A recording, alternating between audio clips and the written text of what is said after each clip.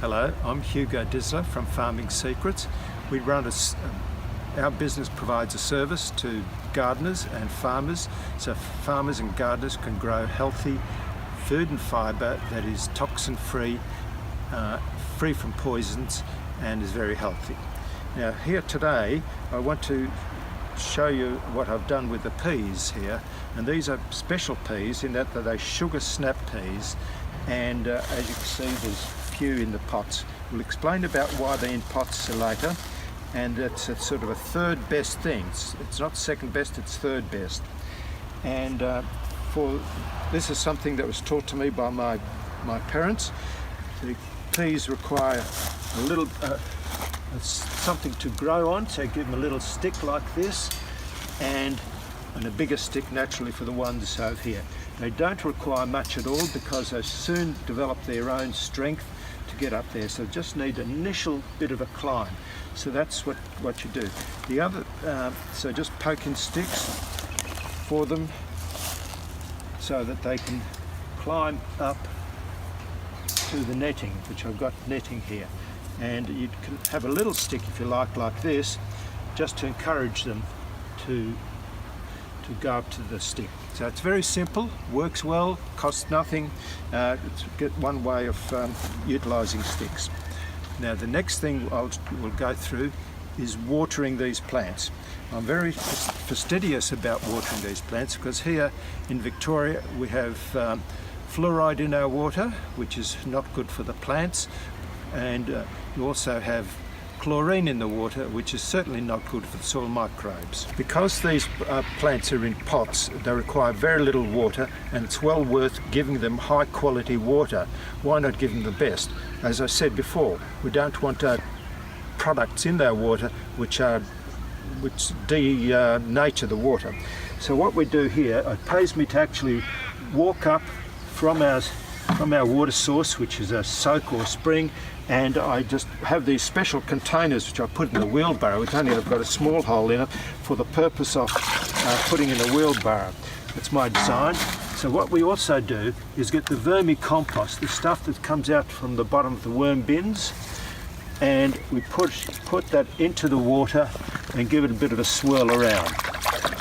And if you like, you don't have to, but if you like, you put a smidgen of seaweed in it. This is maxi-crop. Funnily enough, about maxi-crop, about 40 odd years ago, the New Zealand Department of Agriculture sued the maxi-crop company because they said it was of no value to the farmer. Well, how wrong are they? This is a fish fertiliser we used to make. This is about 20 odd years old. Still smells beautiful. Again, just a smidgen in the cap, not much more than that, or less, and that's optional. Give it a bit of a stir up. That is not as good as vermicompost tea, but it's the next best thing. And then naturally you pour it in your watering can, and you give your peas a bit of a watering. The other thing of interest is this, that about 15 years ago, a chap developed a snail bait which uses iron oxide as the poison. It's not a poison, it's iron oxide. It's not poisonous, safe to humans, safe to children, safe to animals, and that is what I use there, an iron oxide snail bait. Now, talking to you about the pots, why plant in pots, and I said it's third best. Sir Albert Howard, who wrote this book here, An Agricultural Testament, and when he wrote this book, it was put out in 1930, that's quite some time ago, he was quite clear that it's going to be the end of chemical farming. And this book was in the form of papers. It was sent to about every institute, anyone who wanted to learn about it, and it was to do with his composting, and it made a huge difference to the food supply in Africa that went to England. Now the interesting thing what he said is that when scientists look at doing these experiments on small plots, and he called them the cricket pitch plots, about the size of a cricket pitch. How wrong they were, because what he made clear was that microbes, earthworms, mycorrhiza fungi come from the outside and influence the particular pot. So that gets back to these pots here. The best thing is to have this plants growing in the soil and having vegetation coming right up to the bed. And the next best thing is, well, it's not the next best thing, if you have to have raised beds, you'd have it so that the raised beds are communicating to the soil below. And the lower the beds, the better. And the last thing you want is have it in pots, because everything in nature is a transfer of energy, and that is not as good as having them in the ground with vegetation right up to where they are growing. Why have I got them in pots? Well, we have them in the ground, but we have to change our pool fencing, where they're growing up in the pool fence, and we may have to change that due to new regulations. We'll have to check the regulations.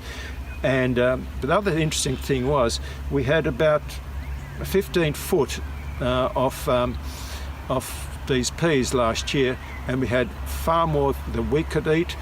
We gave to our family, we'd give to friends who came around, and they're just marvellous. They're the sugar snap peas. We eat the pods and all. So Hugo, why have you got them in pots then if they're not as good as being in the ground? Well, I was a bit desperate because we've got a couple of influencing things. The ground here where we want to put them is pretty rough, very rocky, and it hasn't been worked over. So what I've done is created these pots where there's a lot of vermicompost in the pots. The other thing what happens here is we have these native rats, which are very nice little creatures, and I think by having them in pots there's a good chance that they won't eat my peas as readily. Actually, we have enough produce for the rats and ourselves, actually. All right, soil lovers, well, that's another video from us at the Patch Farming Secrets HQ. I really hope that you've enjoyed this video. We've got lots of videos like this on our Soil Learning Centre. There'll be links always around the videos, but if you head over to soillearningscentre.com, that is our learning hub with years and years of videos and interviews, and even now the latest podcast, Secrets of the Soils. All the videos are loaded there for you to continually dig deeper and learn more about how our soils functions. I hope any of the videos that you watch from Farming Secrets really sparks that interest, so that way you start thinking, I really want to know how the soil beneath my feet can actually heal the planet, reverse so many of the broken systems, and also grow nutrient-dense food. It's literally a win-win-win for everything above the ground if we just start nurturing the stuff below the ground. So with that, I really hope that we're inspiring you to really leave our soils better today than what they were yesterday. And with that, I'll let you head over to the Soil Learning Centre, where you can keep digging deeper and getting your hands dirty and really understanding the wonderful world of our soil. Regen Ray for Farming Secrets.